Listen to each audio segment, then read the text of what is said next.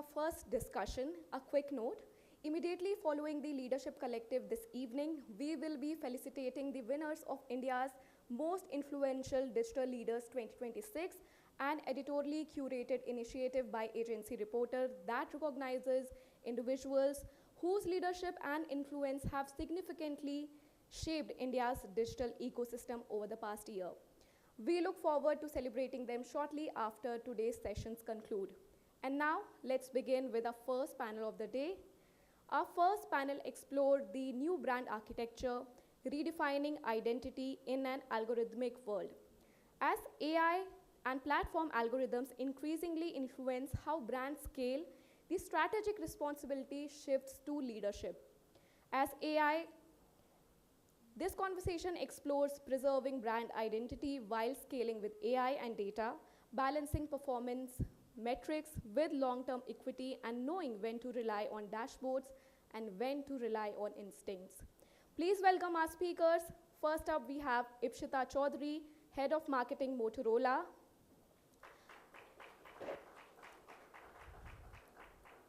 Aditya Krishna, Director, Commercial, McCain Retail. Neelima Burra, Chief Strategy Transformation and Marketing Officer, Luminous. Amandeep Malhari, Head of Marketing, JK Maxx Paints. Roopali Sharma, President, North and East, Havas Media, India. The session will be moderated by Karan, Khanna, co-founder and CEO, Huella Services. I hope you all had your dose of caffeine before our session begins. So let's begin with a warm round of applause, and the stage is all yours.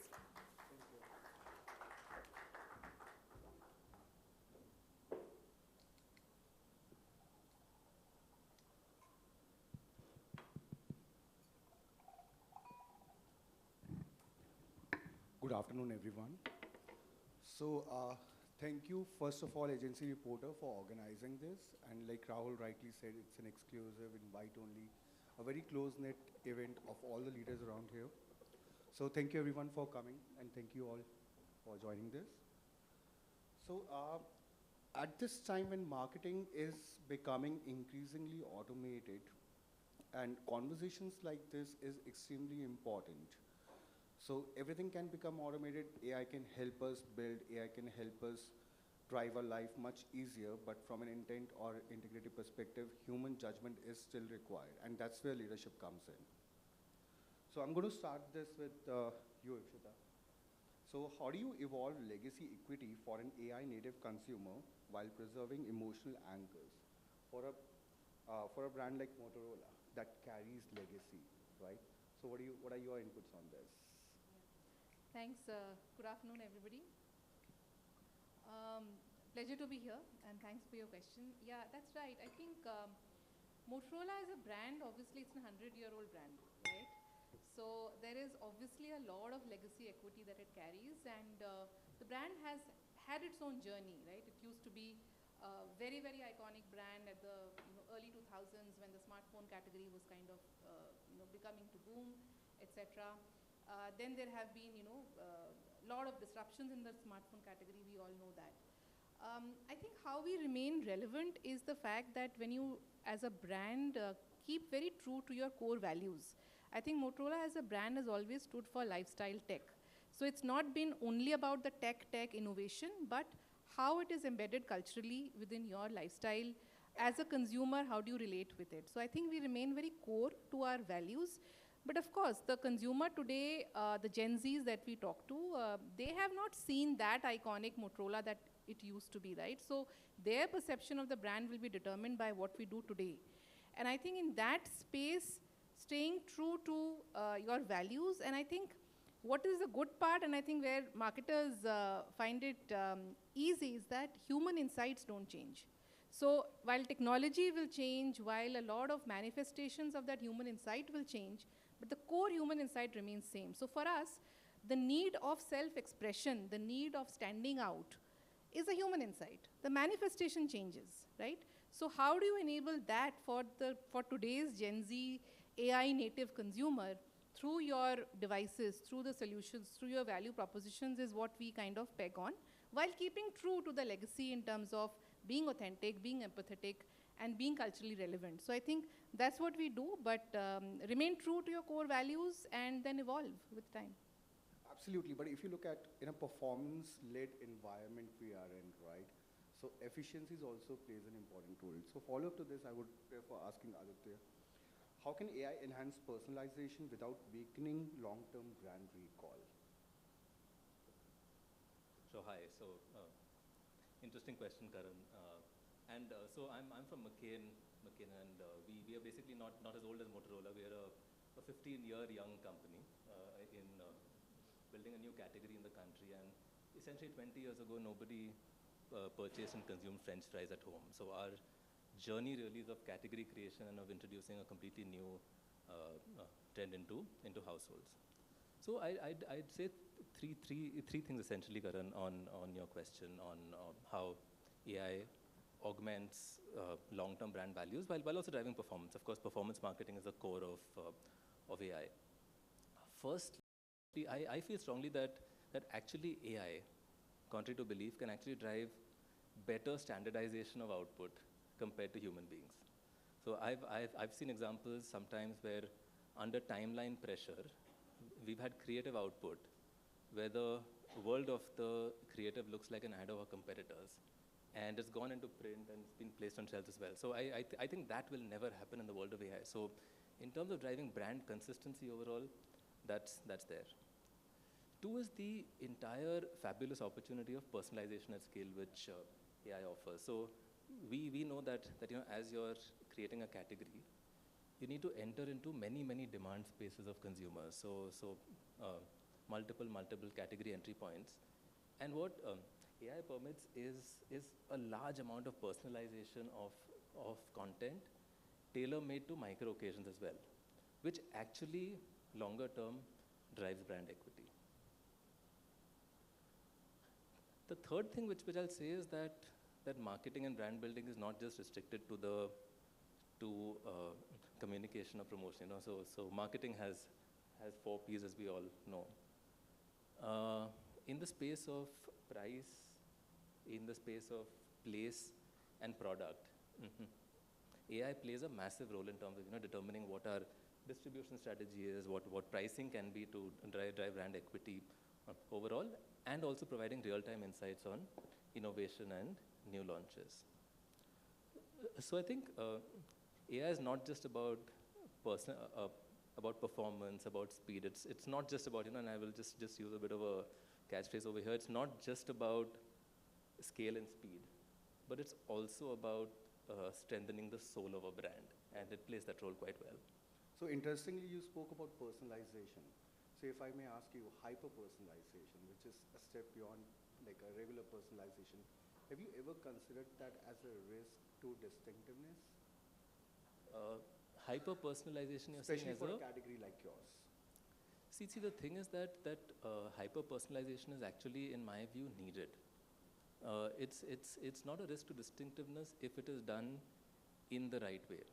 Say in McCain, for example, in the context of our business, we know that there are certain category entry points. Our target is consumption occasions where the family is together. Yep. Now, historically, that permitted us to only activate one small occasion once a week. But now it's possible to unlock multiple occasions in different regions, different demographics, which essentially strengthen the brand. So my short answer to that would be no, possibly. Got it.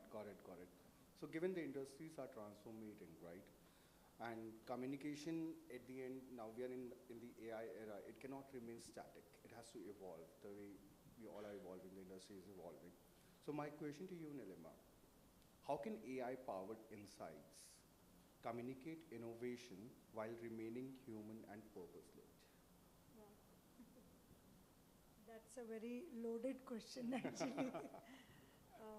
But I'll try to answer that from the industry and the context I bring in. It's not possible for our industry to work without technology and AI. Of course, yeah. Because inverter, battery, solar, it needs a lot of interaction with your load and the backup and the power cut and the grid. So it does need a lot of communication interfaces within the gadgets itself, and then comes human. So here, interacting with the product is extremely important piece, because you need to know how much is the power backup left, how much of the energy is generated, how much is stored in the battery, how much load my inverter can really take, and then how much it can now peer-to-peer trading, give it back to the grid or give it back to my friend to buy from it. So it's very important now that without the AI, this is not possible.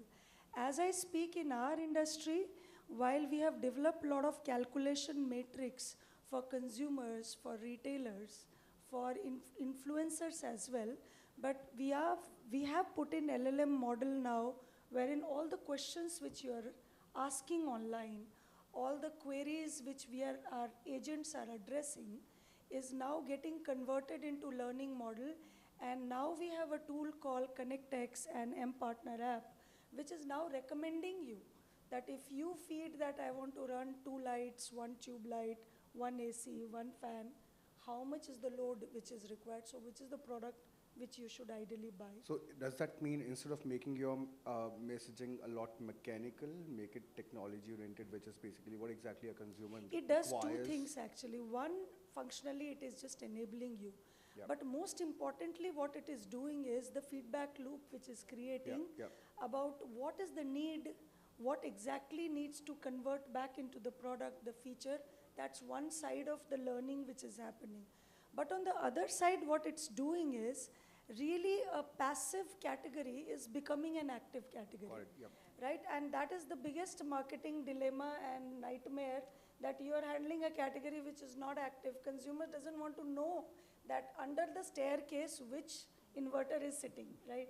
And here is now in your palm, wherein you are trying to manage the energy better and then get into energy credit and loyalty, is like a leap ahead.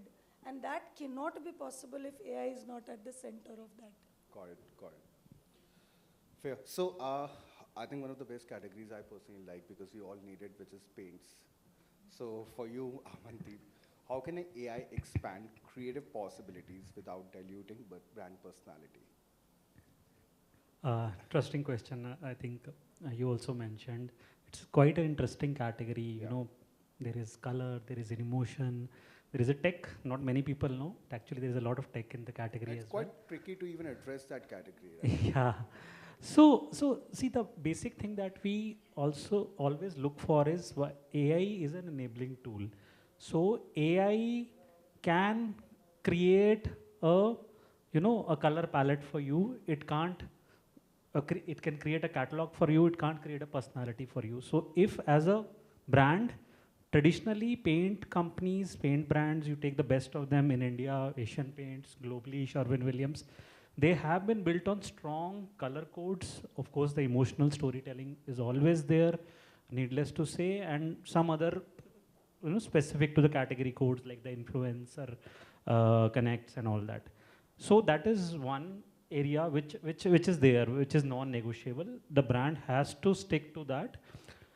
So AI, what it is doing is right now is it is leveraging that you can have infinite combinations of a color palette. So you define a personality. As a brand, I stand for modern, heritage, bold, muted, and then you put those into this thing and let the AI do the job of doing the permutations, combinations, the refinements, optimizations, while sticking to the guardrails of that. You can't let AI decide from a random, because there are infinite number of colors, whatever it wants to pick. So that's very critical, this thing. So in the way that we say that it can define, it can personalize the expression, it should not end up personalizing the personality of the brand. However, if you look at the other side, AI has actually revolutionized. There are lots of, for example, there is a very beautiful tool in our category called as Visualizer.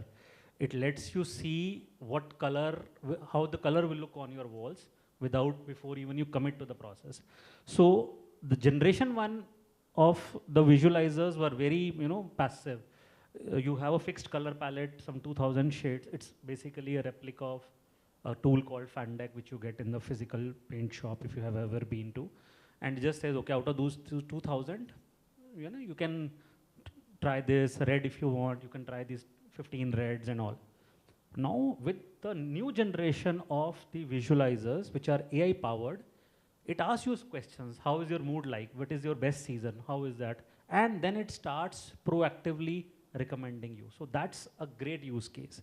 It combs through tons of data, Pinterest, Instagram, lots of articles by interior designers and these color experts, and it gives you seasonal trends ahead of the curve. It helps you optimize the creatives, which was very difficult earlier, which color will look good on a living room, which color will go there in a kid's room, etc. It helps you a lot with that. And of course, the great opportunity that as a key player, if you are committed and if you own a signature code, at least in this category, you have the opportunity to own the color thought leadership also. So typical things, logo, pack shot, your own sonic branding. This category also allows you to get one more thing, which is to earn a signature color language. And that's where the power of AI really has the potential to revolutionize this category. So where is the line between experimentation versus the recommendation what you generally get from the AI agents? Yeah. Given it's all emotionally connected, right? Absolutely. So that's what I mentioned. I think it is up to the marketeers to draw the line. Yeah. You can leave the AI open-ended and it can end up optimizing whatever it feels like. You have those dynamic creative optimizations. It can, but unless and until your media engine and the AI engine has those inputs that these are my brand non-touchables, these are the no-go territories, my primary color is red and green, you try and do a combination of that. That's when you try and tame this animal. Otherwise, it can go anywhere, and then you realize, oh, the physical, and this category is still very much there in the physical world. People just don't buy paints online. It's not there. Yeah. It's like less than 1% is sold online. You suddenly see your master creatives on the outdoor or on the shops are looking like this, and suddenly your social and digital persona is completely different because nobody has bothered to see those outputs from the AI. So that's where I think is the danger zone, that you can't let AI to do that. So that's largely understanding your brand identity and your yes, certainly. Cultural identity. It all goes to the basics again. Exactly. And largely, if you look at media ecosystem, right? So my question for Roopali, right, determines how exactly this needs to be scaled or amplified across, right? So how can data-driven optimization for you build long-term differentiation, not just the short-term effect or the results? So I think we battle with this question with each and every client nowadays, especially when you go for pitches and new clients. They ask this question that, see, short term is very easy, okay? It's about measurement, okay, and conversions and leads, etc. Where the challenge comes is the long term. And therefore, at Havas, I think we have, this tool or operating system, which is a convergence of data, tech, and human intervention. Because, as everyone is saying on this panel, that, while AI has made our lives very easy, and there are so many matrices that are available, however, that human intervention can never, ever go away. Yeah. And, what we do at Havas is, for our clients is, with this convergence, while, through the help of your first party and, let's say the primary and the secondary data, you have that machine learning that you built, and you built over a period of time, of course, with the help of the data that, comes from the client side also. However, there comes an element of audiences, which, rests at the core of this entire ecosystem. So nowadays, a demo cart or a psycho cart has become a hygiene. What requires from agency side is that you understand the consumer to its core. So it's just not, let's just take an example that, a consumer is on YouTube. Well, that's okay. There used to be, there are 6-second bumper ads, there are these 30-seconders, there are these 20-seconders. Which consumer or which cohort is consuming which kind of content for how long? And where does that journey, if at all there is a linkage, where that journey takes that consumer to? is what, I think is the need of the hour, is what we are doing at Havas. And we, of course, thankfully, we have this global operating system which is helping us, build all of this learning together and build long-term learning. Also, while saying this, of course, AI and tech plays a very pivotal role, especially when you are designing the efficiencies for clients. So yes, your triple M's and your other, evaluation matrices come into play. However, at the center, you still have human intervention. I agree, but do you also believe, are we over-optimizing this to create the memory structures? So somebody, I think Aditya said about micro, targeting or hyper-personalization, right? Hyper-personalization. I think at times it gets into a danger zone. Yeah. Because at times it dilutes your, overall brand imagery. As, Amandeep was saying that while you have one, messaging on your large format ads or, your mother creative communication. However, with AI, you don't know what, AI is throwing to you at different, places. Then as a consumer, am I relating to a brand in a particular manner? That becomes a question mark. Yeah. For example, I'll just take a very, close home example. We have a QSR category, okay? That QSR category in itself is a very, very contextualized category. Yeah. It's in the moment, right? But if you don't safeguard your messaging and if you don't safeguard your brand, it can go to like, endless limits. And then whether I relate to that particular contextualized messaging at a particular time when I am trying to consume that category. But, if that messaging is resonating with me becomes a question. So I think my answer would be that you need to have that right amount of data and learning and human intervention and then kind of, build your strategies. Which is largely to do with bringing in the controlled efficiencies. Yes. Right, so fair. Since all of it is moving to data now, and which is, I think, a big part for all of us. So, Ipshita, for you, when do you rely on quantitative and qualitative signals versus strategic conviction? Yeah, and I think this is a big conundrum for all of us, because in today's day and age, there is no limitation of data. There's so much data available, right? Any cut you want, whether it is, a consumer cut or a business cut or a product SKU, there's tons and tons of data. But I think business decisions are, it's my belief, business decisions are not driven by data alone, they're driven by insights. And I think data can tell me at a given point in time, and again, one doesn't have to respond to every kind of data that is available. That's also where I think the human experience, the marketer's experience, intuition and gut will always come in, because there's so much data. What do you respond to and what do you don't respond to, right? So I think real-time data in terms of, say, creative optimization can tell me to what messaging my consumer is responding better at that point in time. But why is that consumer buying me will be determined by the overall value proposition that I give to that consumer as a brand. And that will be determined by the insight that I started with. So that's where I think the long-term strategic conviction will always determine long-term business decisions on your product. What is your value prop? How are you differentiated from your competition?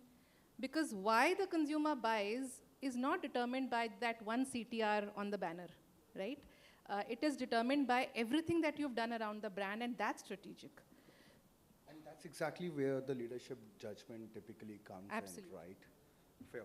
So for Aditya, how should measurement frameworks balance immediate revenue impact with sustained brand value, which is largely to do with maintaining the identity of the brand? Yeah, so, and interesting question for a marketing audience, and I would just build on what Ipshita had to say before this, on building for the short term as well as leveraging insights to build a brand for the long term. What I'll just say is that, let's see, fundamentally, the role of marketers and the role of all of us is to build businesses and deliver sales numbers as well, and enable that. So it's not an either or, it is essentially an and. So what we do at McCain really is have two sets of metrics which are regularly reviewed and tracked, which help us progress this. We have the demand generation metrics, which are basically the long-term brand health, proposition, imagery metrics, penetration, repeats, etc., which track how the brand is progressing, based on what the longer-term demand drivers are in the business, and also simultaneously look at the demand capture kind of metrics, which track things like CTRs, your ROI, ROAS, etc. Simultaneously. So I think it has to be long-term and short-term, both simultaneously tracked and reviewed, and that's what I think performing businesses would do. So do you mean the current attribution models, what we have, are overvaluing the short-term ones in a way? See, I think it's a function of what you measure as a business, honestly. Yeah. So if Like you choose to measure just just your category. Sorry? Taking an example of your category. No, so it's a function of what the business chooses to measure overall. Yeah. If you measure only the short-term attribution models, then you're tracking the brand in the short-term standalone. However, if you also have brand tracks, household panel tracking, etc., which tracks the brand movement over a much longer period of time, that discipline instills a degree of staying focused on the long term as well and building the brand simultaneously. So I think it's a function of how a business chooses to operate and chooses to focus on doing both versus choosing one of the two. Fair. So Neelima, for you, how do you prioritize long-term positioning initiatives that may not deliver immediate returns? When you mix corporate strategy and blend that with marketing, that solves the problem. Most of the organization have marketing separate and corporate strategy separate. Yeah. So a lot of time the long term gets compromised by the time it comes to revenue generating functions, because it becomes month on month, quarter on quarter, and then marketing spends being linked to percentage revenue just makes it half. That everything has to be BTL conversion driven. That's the benefit of the moment you put marketing to strategy teams. Now brand equity, valuations, and how the market capital is seeing you as a market cap potential becomes extremely important parameter from the valuation point of view. So that's where the marketing and the brand positioning plays the very, very critical role in the initiative. Considering our sector where renewable is at a boom right now, it's one of the highest growing industry with more than 100% growth. No amount of growth can define it right now. Positioning, what I particularly do is there is certain parameters which is defined right from the awareness to actually preference. That's where I have linked it. To me, return on advertising spends or doing those parameters immediately doesn't show me much benefit, because it's very much conversion-led, lead-led benefit. What I have also done is all the digital parameters which is linked to brand, we have converted it back to e-commerce. So digital gives me returns there in the short term, which is driving revenue. Leads which I am generating out of the funnel is also converting to solution sales and B2B sales. And brand remains true to what it is positioned for. And in my case, I have separated education, information awareness and education from what brand awareness is. Like you would have seen it on IPL, you would have seen it on other such investment, where recall and what do you want me to know? As an inverter battery company, we are also transitioning towards an energy management solutions company. So that corporate narrative positioning is very much weaved into our messaging frameworks of PR, of advertising, of corporate advertising, or say Women's Day which is coming up, or a festival coming up. So the moments are covered with that, while the business-led communications continues to do basis the conversion. So have you seen a difference in the last couple of years from a user's intent point of view or their affection towards the brand point of view, post you utilizing AI in your marketing activities? I have seen a big change because I remember 2022, 21, 22, before Suryaghar Yojana and all came in, Yeah. the sales used to be a lot of focus of marketing time used to go about convincing consumer why they need to go solar. Which is education primarily. Which is a lot of time used to be education, content creation, influencer, and considering the life cycle is, the decision-making journey is 1.5 years. It's a lot of effort with no outcome because you're educating. Yeah. What has happened in last 2 years is because of so much of awareness which government is doing or schemes are doing, policies is doing, the conversion rate has become faster. So it's just has accelerated. So many players which have come in last 2 years, more than 200 players in last just 1.5 years time. In your category? In the category because there is startups. It's a startup ecosystem. You have to shout out louder. Yeah. And that is where the conversion funnels have improved actually. It's no longer about upper funnel anymore because now everyone knows. If you ask, do you want to go solar? 98% people will say yes. Yeah. But what do you do with that? Which brand, which company, what solution? So lower conversion funnel definitely has seen improvement. Has improved. And I'm sure AI must be playing an important part. Only AI, that's what I was explaining, because it's humanly impossible for marketeers. Exactly. However large team you build, the content will become stale in 24 hours. So now you have to consistently generate technical content, techno-commercial content, and then marketing and the brand and the positioning, value proposition. It's not possible for any marketing team to just do that. Only the PR stories which we do in a month is more than 30 to 40. Because you have to educate, advertorials are the big segment of the promotion. If I said PR teams have to just write, it's not possible.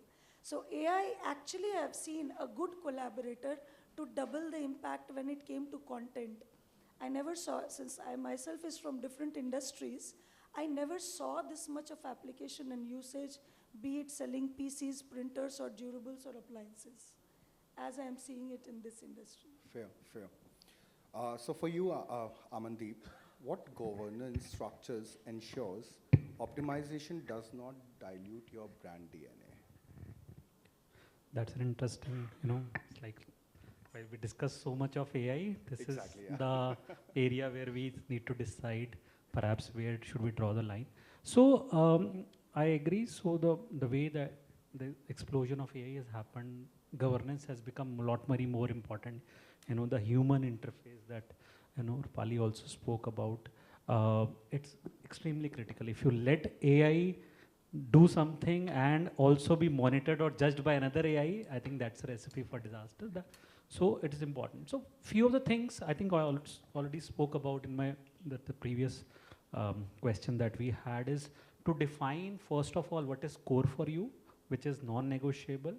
You have your core brand fundamentals, the logos, the color palettes, the product pack shots and sonic signatures and all that. So that doesn't move. Whatever happens, that remains. The paraphernalia around it can change depending on, this is a category which is actually lends itself beautifully to personalization. My color choices are different from Karan's, are different from Aditya's. That is allowed, but within the ambit of the larger what the brand wants to see. So that's one, defining what is non-negotiable. Second is beyond that, also training your the AI and the media engines for that. Put those guidelines, ensure that they don't end up doing anything that they want to do. So that's second. The third, and I am picking up from what was mentioned, is about the short term versus long term. One of the things that we always do, while this is not a category where the loop gets closed online because nobody paints, there are some proxy parameters that we use for mid-funnel metrics. We always try and separate the moments or the review mechanism. So your short-term reviews, performance marketing, clicks and website visits, whatever, CPM, CPVs are reviewed separately, whatever weekly frequency, fortnightly frequency. and your brand metrics are reviewed separately. You have a quarterly funnel tracks coming, or other imagery parameters on the brand there. So never try and see that, okay, let's have one common marketing dashboard. Let's see where. No, it doesn't help. I'm really glad to hear this. Yeah. The fourth thing I would say is also to put proactively as a brand a governance structure.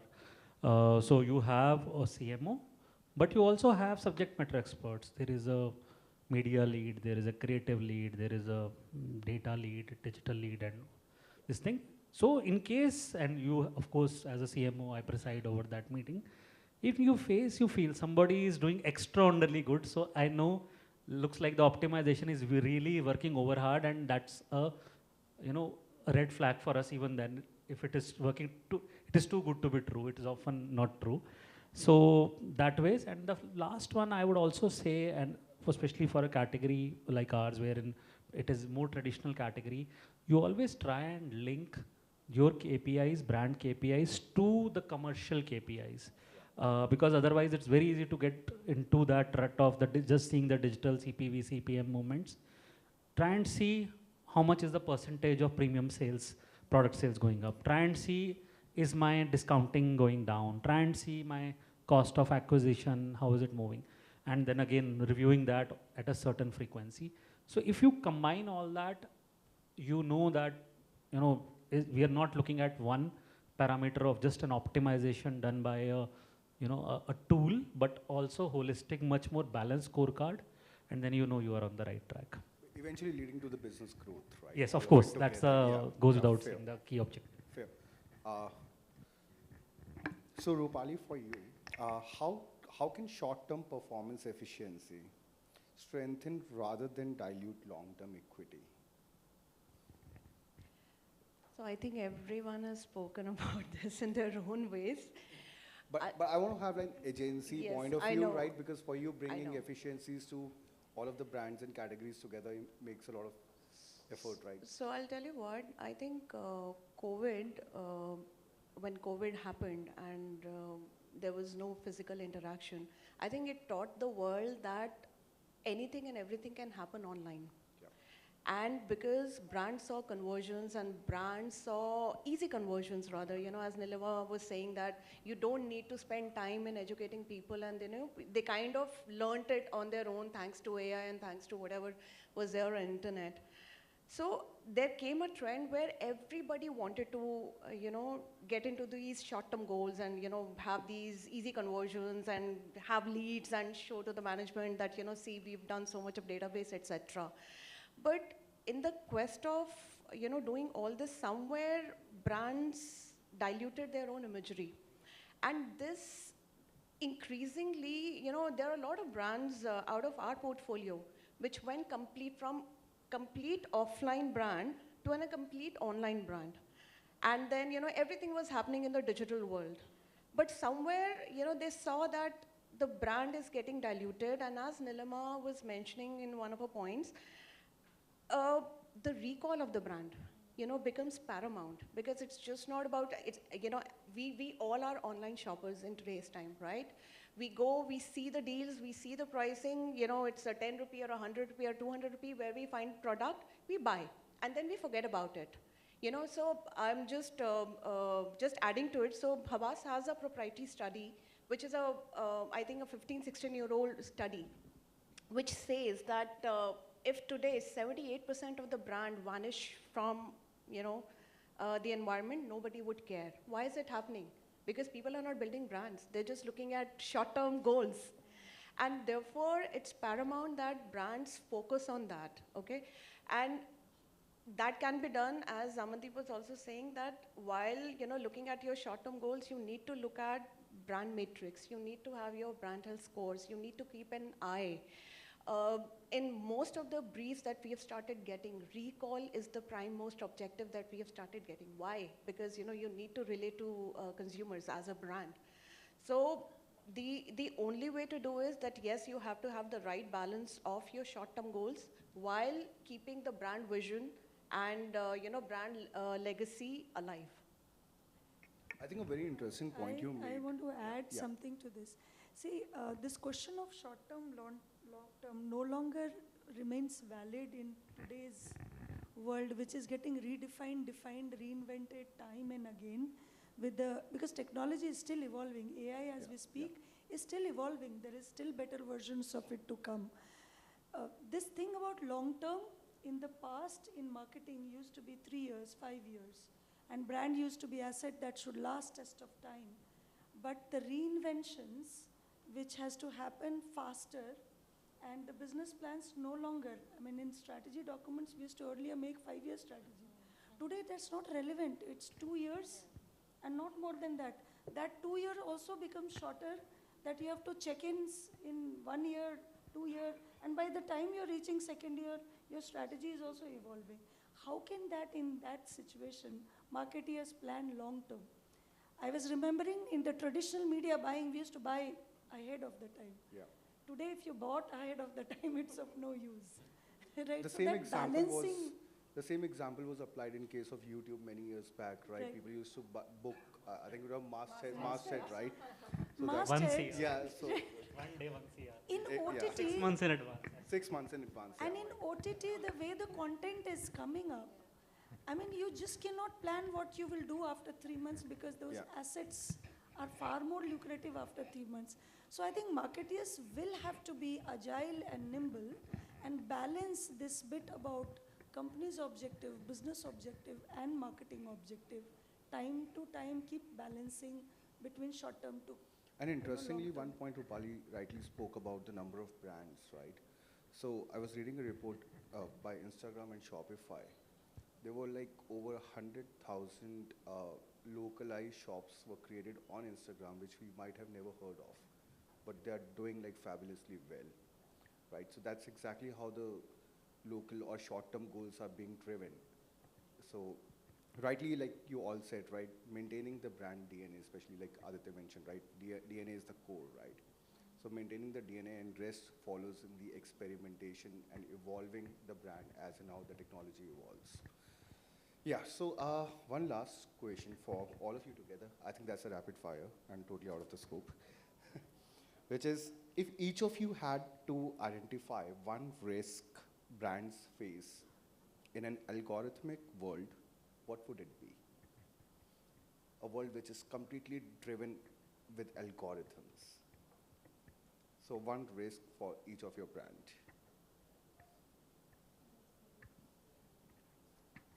I think the whole definition of brand only will be at a risk.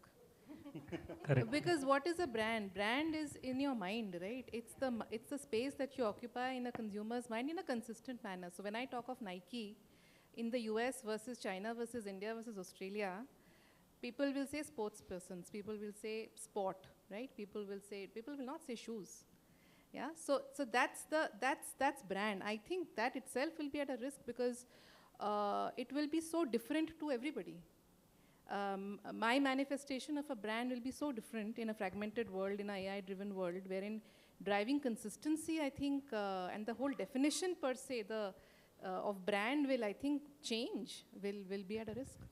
So largely Completely brand agree cannot be automated. To what Ipshita said, I think the very core of what a brand stands for, those tangibles and intangibles. If everyone is using the same tools, it's like 1,000 brand managers have been given the same brief, run this thing for your categories if all of them are in competing. And if AI is left alone to do that job, it might end up throwing very similar output. So where is the differentiation? What are those differentiating codes which make a brand a brand? A Nike idea, everyone will look exactly replicas of each other. So that's the worst fear that you have, that if everything is left over there, you don't end up being brands, you end up being commodities. Commodities, right? Fair. I think to add to that, I think the art of storytelling. I think nobody can take that away from, so for example, I'm sorry, I'm just going to take your competitor's example, Asian Paints. Har Ghar Kuch Kehta Hai. They did not build their brand on AI or intelligence or anything. They build their story on emotions. Yeah. So if you take emotions out of this entire thing, I think that's the biggest risk that we are talking about. Yeah. Yeah. I kind of agree with Roopali. I think the brands were built for emotional connection. And that was the only differentiation from commodity to brand or a nomenclature or a trademark to brand. Brand was that unique identity which is touching your life emotionally. If I remove that emotion, if I remove that unique identity, which was the value system, then everything is everyone. And the algorithm can take all functionality, technicalities of it, but emotions and the value and the core personality has to be retained by the marketing managers. I also feel personifications will no longer be relevant going forward because brands will have to evolve and keep taking, look-alike personifications. But what they will have to retain is this, what is the core values which is non-negotiable. That they will have to keep as a guardian and custodian of the thing. Fair. And a lot of brands are built by that. So that's where the core marketeers are required.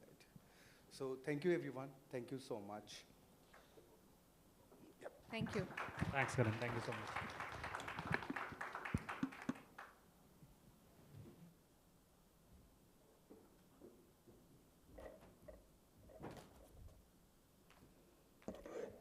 Thank you all for that exciting and engaging exchange, but I will request all of you to please remain on stage for the token of appreciation.